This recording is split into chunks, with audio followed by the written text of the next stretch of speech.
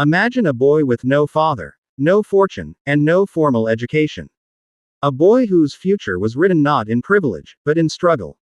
This is not a story of a born leader. This is not a story of easy success. This is the forgotten story of how the most overlooked son of a simple family built himself, piece by piece, acre by acre, and action by action, into the most respected man in America. This is the original American rags to riches story. This is the story of George Washington. Our story begins not in a palace, but in the modest fields of Virginia. Young George Washington had every reason to accept a small life. His father died when he was just a boy, leaving him with little inheritance. While his older half-brothers received the best education England had to offer, George was left behind. He watched them inherit the family's wealth and status, while he was told, in so many ways, that he would have to make his own. But within him burned a fire, a hunger for something more. He wasn't handed a destiny, he was given a shovel. And so, he dug. He devoured books on geometry, ethics, and history, becoming his own teacher. He didn't complain about what he lacked, he focused on what he could build. His first hustle, surveying. While other young men his age were in comfortable drawing rooms, he was alone in the wilderness, braving harsh weather, rough terrain, and the constant unknown. He was paid not just in money, but in knowledge of the land that would become the foundation of his future empire. He faced every hardship not as a setback, but as a lesson. Every mile he walked, every map he drew, was a deposit into the bank of his own character. He was building a reputation, one accurate survey at a time. He was building a work ethic that would one day command an army. Life tested him again and again. As a young soldier in the French and Indian War, he faced brutal defeats. He saw men fall beside him. He had every reason to quit, to return to a quiet life.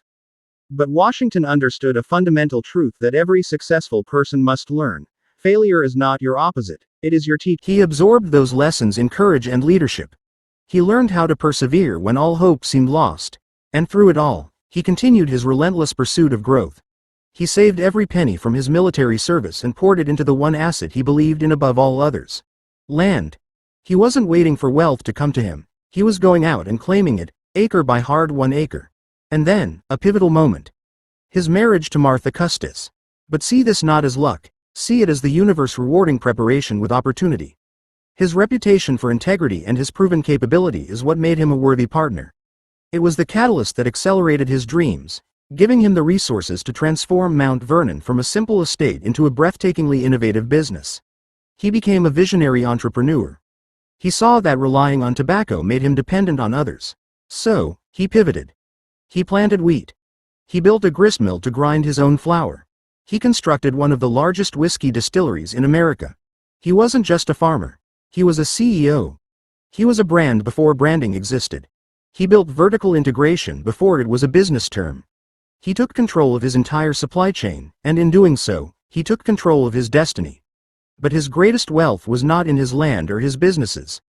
His greatest wealth was the trust he had built in the hearts of his countrymen.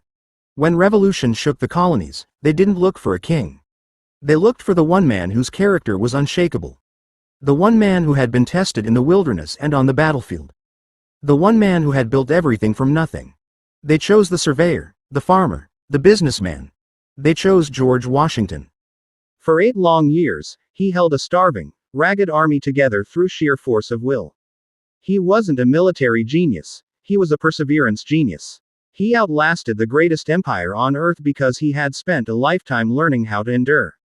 And at the peak of his power, after winning the war, he faced his greatest test. His officers begged him to be king. He could have had absolute power. But the man who built his own fortune had no need to steal power from others. In that moment, he did something more powerful than any victory in battle. He gave it all up. He resigned his commission and went home. Later, after serving as the first president, he did it again. He walked away from ultimate power, not because he was tired, but because he believed in the republic he had built. He proved that the ultimate success is not in clinging to power, but in securing a legacy.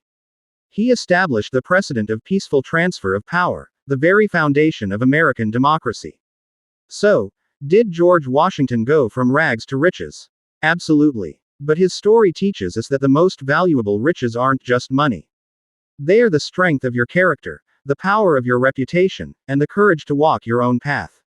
He started with a shovel, not a silver spoon. He started with questions, not answers. He started with hunger, not a feast. Your journey will be different. Your obstacles will be your own. But the principles are the same.